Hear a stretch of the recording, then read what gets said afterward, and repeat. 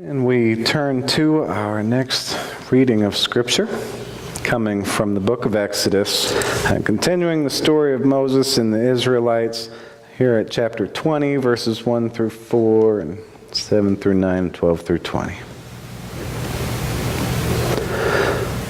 God spoke all these words, saying, I, the Lord, am your God, who brought you out of the land of Egypt, the house of bondage.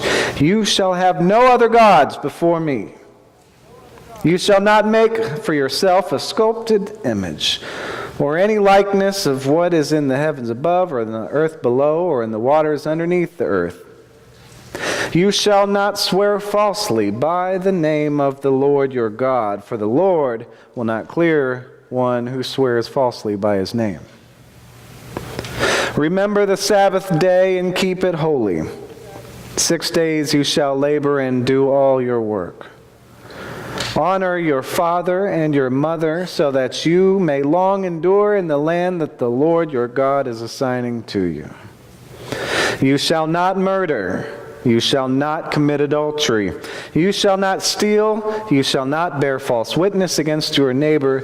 You shall not covet your neighbor's house. You shall not covet your neighbor's wife, or his male or female slave, or his ox, or his ass, or anything that is your neighbor's. All the people witnessed the thunder and the lightning, and the blare of the horn, and the mountain smoking. And when the people saw it, they fell back and stood at a distance. You speak to us, they said to Moses, and we will obey. But let not God speak to us, lest we die. Moses answered the people, Be not afraid, for God has come only in order to test you, and in order that the fear of him may be ever with you, so that you do not go astray.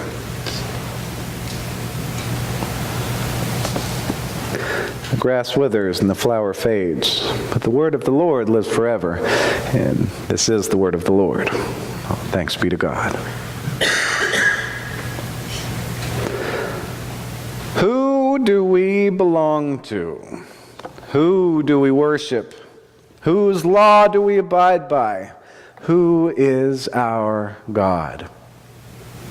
Or for that matter, what is our God? And there is a word that shows up a lot in the Bible. It's a force to be reckoned with on many occasions. A word that most of us probably don't connect with all that well. That word being idolatry. We live in a world where it's very common to be of the Abrahamic faiths: Christianity, Islam, Judaism. And these three faiths, which make up a majority of people and faith in the world, we all believe in the same one God, Yahweh God, or at least we're supposed to. This makes up a very different picture than what it was thousands of years ago when the scriptures were written. At any point in any of the scriptures, a majority of the world's faithful believed in many gods and paganism, which is why idolatry is such a big deal in the Bible. It's just a different world. For us to relate to this very serious ancient concern about idolatry, it helps us to think about it in terms from our own context, things in our lives that we turn into idols, the things that we turn into our own little gods, material stuff, the newest phone, the latest model of car. I think that kind of stuff speaks volumes every year, right? Every year there has to be a new model, and it has to be nicer, it has to be fancier, it has to be stronger and faster with more hands-free controls and equipped cameras. It's the constant quest to have the best stuff out there. If you're sad, buy something to make you feel better.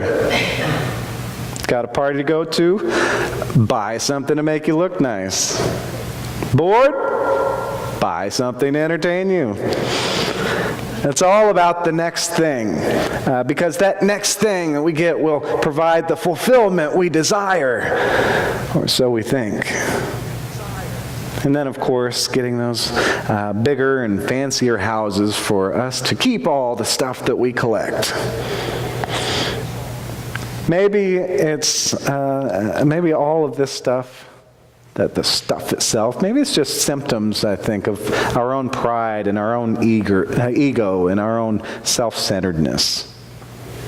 Maybe that's what makes up our real idols, the little gods that we devote ourselves to. Got to keep up with the Joneses. Got to do better. I have the newest phone. I have that brand new car with all that car that's been in the ads with all the fixins. I've got that fancy house to invite people to and show off. I endlessly chase money because it will give me the life that I want and make others envy me. I want to be a pop star. I want to be a sports star. I want to be a CEO. I want to be the president. I work hard. I deserve to be praised. I want to do what I want to do, regardless of how anyone else feels about it, despite anyone else's needs. It's all about me. We could go on and on and on about this, and I think a form of idolatry might be easier and more common for us to sculpt our own little idols than we'd like to think. The concern about idolatry comes to the forefront right away in this morning's passage. Famous passage, 10 Commandments. Moses and the Israelites, they've had a tough journey already. From the sea through the desert, they've traveled. God provided them freedom from slavery, food from heaven when they were starving, water from a rock when they were in the shadow of death.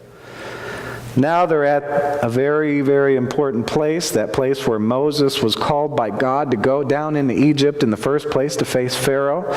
Here at this place, they set up camp and stay for a while, because here at this place, their identity as God's people will begin to come alive in the form of an eternal covenant.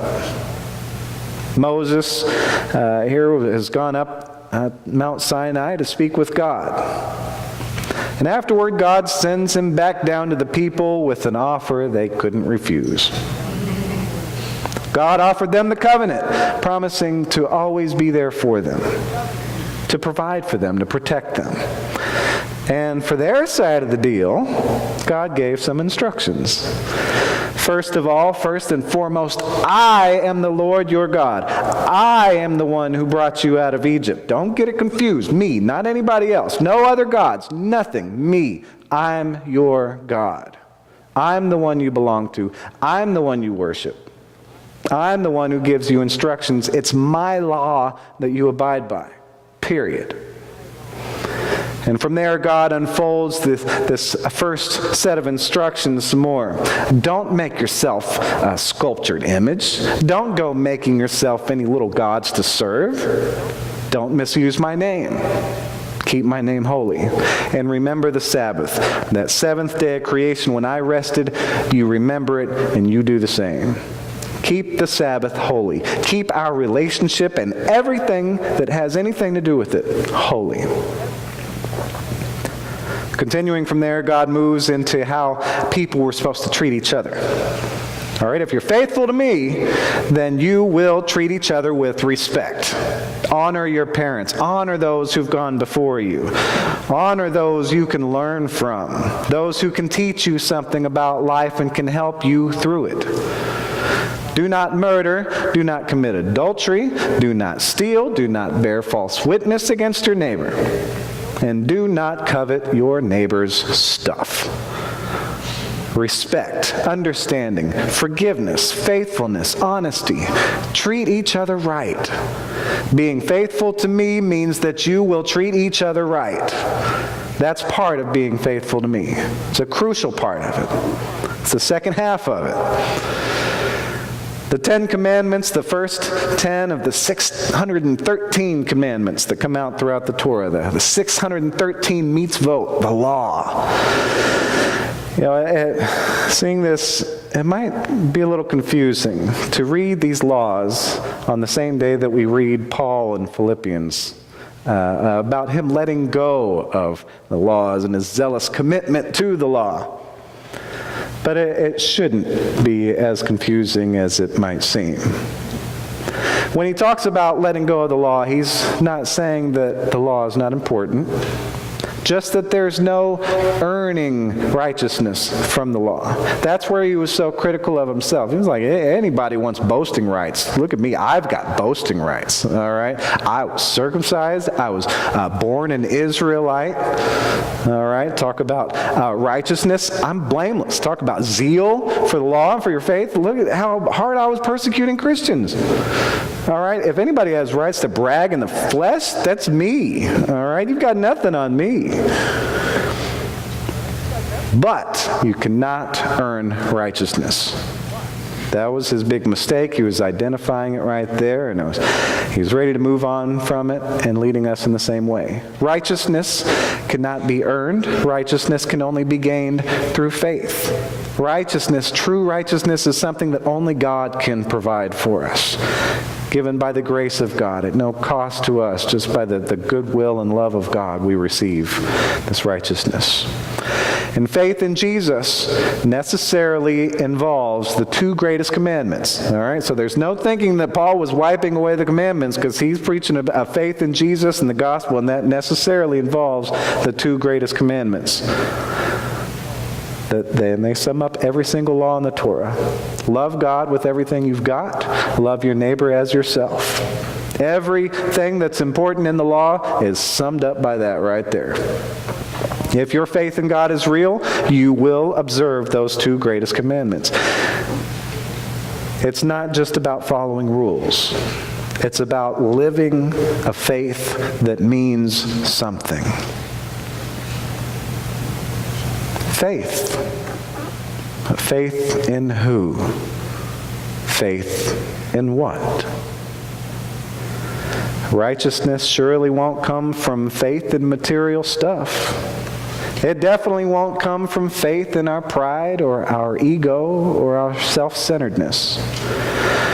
Faith in anything like that won't guide us into the type of behavior that will bring meaning into our lives and make the world any better. Obviously, we're all in church here. We're people of faith. Sunday morning in the sanctuary, we're usually really good about being faithful to God. But how about the rest of the week? On the average day, what do our words and actions show we believe in?